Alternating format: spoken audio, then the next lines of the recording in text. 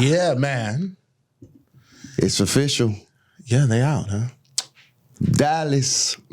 They ain't making the playoffs. Ain't that something? They go to Western Conference Finals. Not in the playoffs? To not even in the playoffs. Talk that talk. To go from the 4 seed. The 4. Before you make the trade. To not even in the playoffs. That's crazy. Mark Cuban, I know he's about to be like, I made a bad decision. Mark Cuban need a Cuban. He gonna take about a few of those Cubans for sure. So if you've been under the rock, we know that Kyrie got traded, and since he got traded, Dallas has been going this way. Yeah. And I hate this. When you first got something? No, because it's like, I don't want it to be all on Kyrie, because it's not on Kyrie, but he's about to take the brunt. He's about to take all of this. Yeah. He's about to be, Kyrie's not a winner. Kyrie's style of basketball don't produce winning. Kyrie is toxic. It's about to be all Kyrie. And I want to be the first to say it's not Kyrie's fault. 100%. But he takes some of that because I keep saying, man, you have two guys who are very ball dominant. And when they're both on the floor, they become two things. They lackluster on defense, and another thing, very stagnant on the offense. There's no flow. Everybody's watching. Somebody's dribbling for 30 years, and then you take a bad shot and you expect somebody to make it because you dribbled for 15, 20 seconds, and then, all right, 4 seconds, I'm going to shoot. Yeah.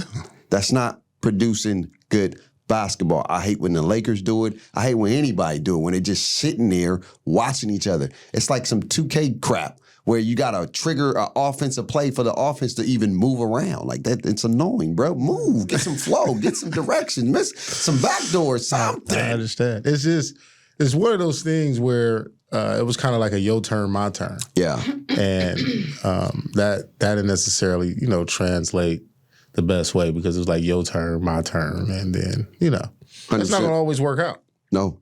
In that regards. And so Dallas is home. My brother going to be sad, but, you have to get over that, man. What happens with Kyrie now? Dallas has to re-sign him.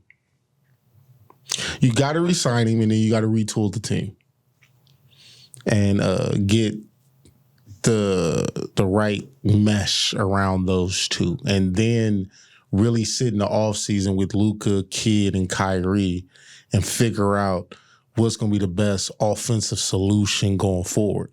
I would say you watch more film of Kyrie and LeBron and how that dynamic worked, because it did work. You can't say it didn't, and figure out ways to replicate that to a certain extent.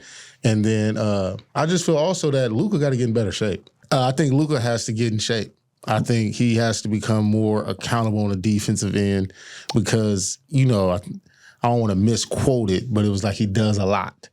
But I feel like if you got a Kyrie and y'all share the offensive load, you should be able to play a little bit more committed defense, because you shouldn't have to dribble. Kind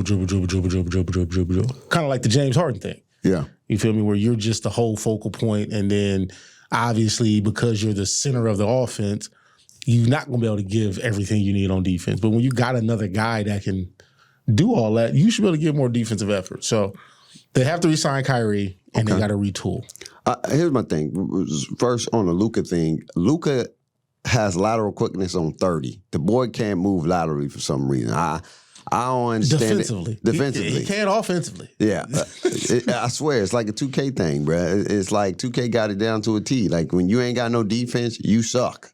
But you can do a lot of stuff offensively, and that's what Luka is in real life right now. He is atrocious on the defensive end. It's like, hey, pick and roll. Get his butt out here on the island and torch him all dang day. And what gets me about Luka is his pride. Like, bro, after a while, I have to do something. It's like, bruh, I can't keep letting the dude dog push me. you or something. Like, I know I'm gonna get you back on my end, but it counteracts each other. It kind of cancels each other out. If you get a bucket, but then you giving up a bucket, so you're not doing anything beneficial for us. And then to with the Kyrie thing, I don't think they re-sign him.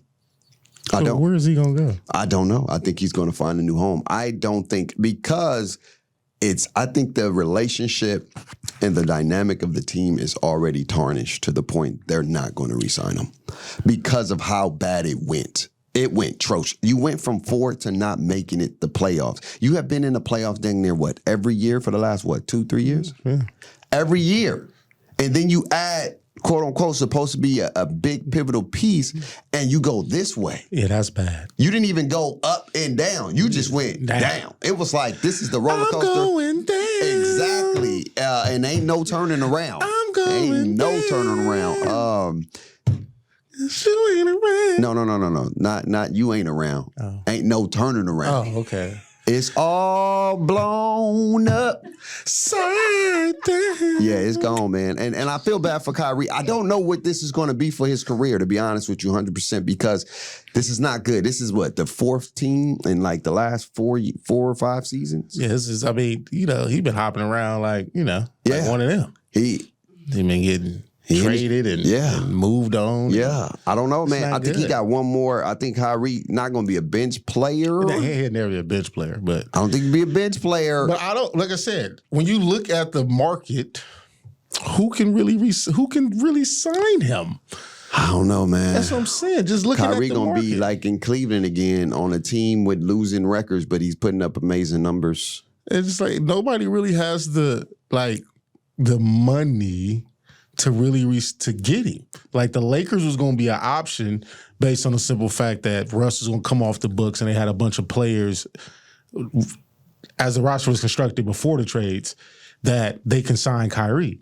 But right now, the Lakers can't do it. It had to be some kind of sign and trade type situation. Why? You got Russ off the books?